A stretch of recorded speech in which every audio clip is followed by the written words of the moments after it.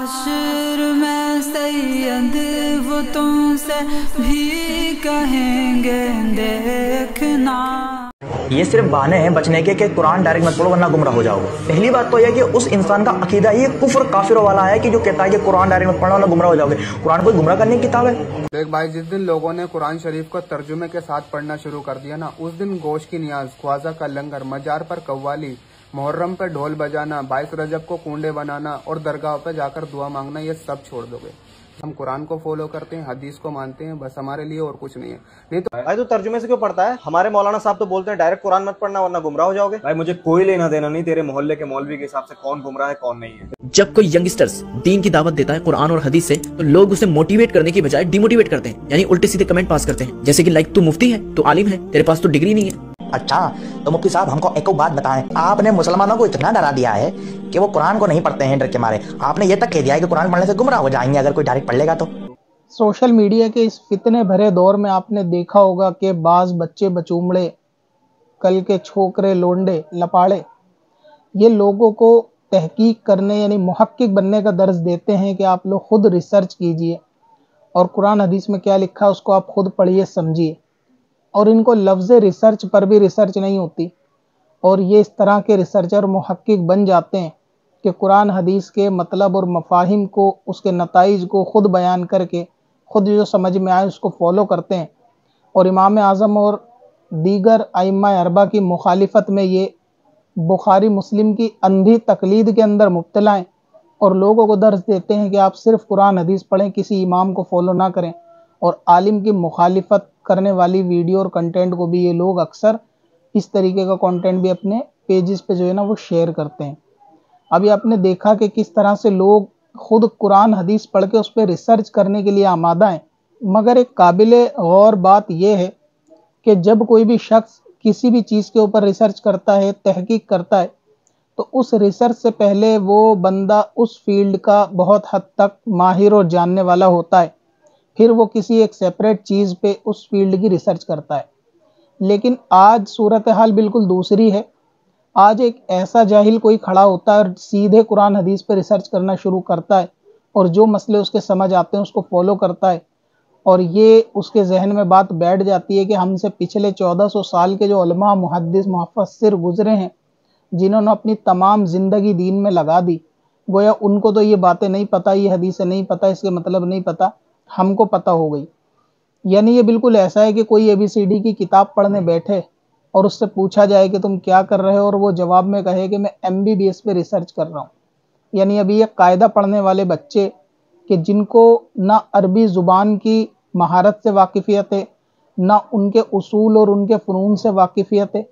اور وہ لوگ سیدھا ریسرچ اس کو بولتے ہیں، حالانکہ ریسرچ اس کو کہتے ہیں کہ اس فیلڈ کا بندہ پہلے اس کی پڑھائی کر چکا ہو، بعد میں اس کو وہ ہے نا ریسرچ کرتا ہے۔ جیسے کسی سائنٹسٹ کو کسی کیمیکل پہ ریسرچ کرنی ہوتی ہے، یا اس کو عام زبان میں PhD کہہ لیں، لیکن وہ اس PhD یا ریسرچ سے پہلے بھی سائنٹسٹ بن چکا ہوتا ہے، بہت ماہر ہوتا ہے، اپنی فیلڈ کا پڑھا لکھا ہوتا ہے، اس کے بعد وہ کوئی ٹاپک سلیکٹ کر کے اس میں ریسرچ کرتا ہے۔ ایسا نہیں ہو سکتا کہ کوئی 5ویں میں ڈائریکٹ بولے کہ اب میں 6ٹھی کلاس میں نہیں جانا، میں سیدھا ریسرچ کروں گا، اور وہ ڈائریکٹ ریسرچ کرنے بیٹھ جائے کسی لیب میں، اور 2-4 کیمیکلوں کو پرکھ نلی کے اندر الٹی سیدھی ملا کر وہ بولے کہ میں سائنٹسٹ بن گیا، تو اس کو نہ ریسرچ کہتے ہیں نہ اس کو سائنٹسٹ بننا کہتے ہیں۔ لیکن آج دین کے اندر بالکل یہی صورتحال ہے کہ ایک شخص جو رات سستا نشہ کر کے سویا اور صبح اٹھا، بازار سے بخاری خریدی، اور وہ بھی اصل نہیں بلکہ ہندی کے ترجمے والی یا پھر نیٹ سے انگلش کے ٹرانسلیشن والی بخاری خریدی، اور ڈائریکٹ اس کو پڑھ کے مسئلے بتانا، بیان کرنا اور اس پہ عمل کرنا شروع ہو گئے۔ جب لوگوں نے ان سے پوچھا کہ یہ معاملہ کیا ہے تو کہتے ہیں ہم خود ریسرچ کر رہے ہیں۔ یعنی یہ اس فیلڈ کے ماہر پہلے تھے بھی نہیں، ڈائریکٹ PhD کرنے یہ لوگ پہنچ گئے، یہی ان کی صورتحال ہے۔ اور یہ بچے بچومڑے اپنی من سے، عقل سے جو مسئلے بتاتے ہیں قرآن حدیث کے بالکل خلاف ہیں، اور اس کی دلیل یہ دینا تو دور، فلائی اوور سے بائک کو کدا کے سوسائڈ ضرور کر سکتے ہیں، لیکن یہ اس کے حوالے اور دلیل اپنی ویڈیو کو نہیں دے سکتے۔ اور اس کی سب سے بڑی علامت یہی ہے کہ جب ان سے کوئی جواب یا حوالہ طلب کیا جائے تو اس بندے کو یہ بلاک کر دیتے ہیں، کیونکہ ان کے پاس اس کا جواب نہیں ہوتا۔ بلاک کر کے بھاگنا یہ ان کی پرانی فطرت ہے۔ جیسے ان کے استاد پلمبر اور ویسے ہی ان کے پلمبر کے پلے ان کے اسٹوڈنٹ ہیں، وہی حرکت ان کی ہے۔ لوگ یہ سمجھتے ہیں کہ بھئی اس طریقے کی باتیں ہم کیوں بار بار دہراتے ہیں کرتے ہیں، اس کے لیے وجہ اور اس کی ضرورت بھی یہی ہے کہ سوشل میڈیا کے فتنے والے دور میں لوگوں نے حرام کو حلال اور حلال کو حرام کر دیا، اور آپ کے آگے دین کی شکل بگاڑ کر اس طرح سے پیش کی۔ آنے والی نوجوان نسل یہ سمجھتی ہے کہ ان کے پاس تو بخاری کا ریفرنس ہے، اب قرآن کی آیتوں کے حوالے لہٰذا یہ صحیح ہوں گے۔ تو آپ کی جانکاری کے لیے بتا دوں کہ ہر باطل فرقے کے پاس قرآن کی آیت کا حوالہ اور حدیثوں کے ریفرنس ہوتے ہیں۔ کوئی ایسا تو نہیں ہو سکتا کہ وہ آپ سے کہے کہ آؤ میں آپ کو دین سکھاؤں اور میتھ کی کتاب اٹھا کر آپ کو پائتھاگورس پرمے پڑھانا شروع کر دے اور اس سے استدلال کرے، اس سے دلیلیں دے، تو کیا آپ اس کے بہکاوے میں آ جاؤ گے؟ ہرگز نہیں۔ ظاہر ہے کہ دین سیکھنے کے لیے اگر کوئی آپ کو سائنس کا حوالہ دے گا تو شاید آپ اس کے بہکاوے میں نہ آؤ، لیکن کسی کو بہکانا ہوگا تو وہ دین کے لیے ریفرنسز وہی دے گا جو اس کے لیے مانع ہیں، یعنی اس کے لیے رکاوٹ پیدا نہ کریں،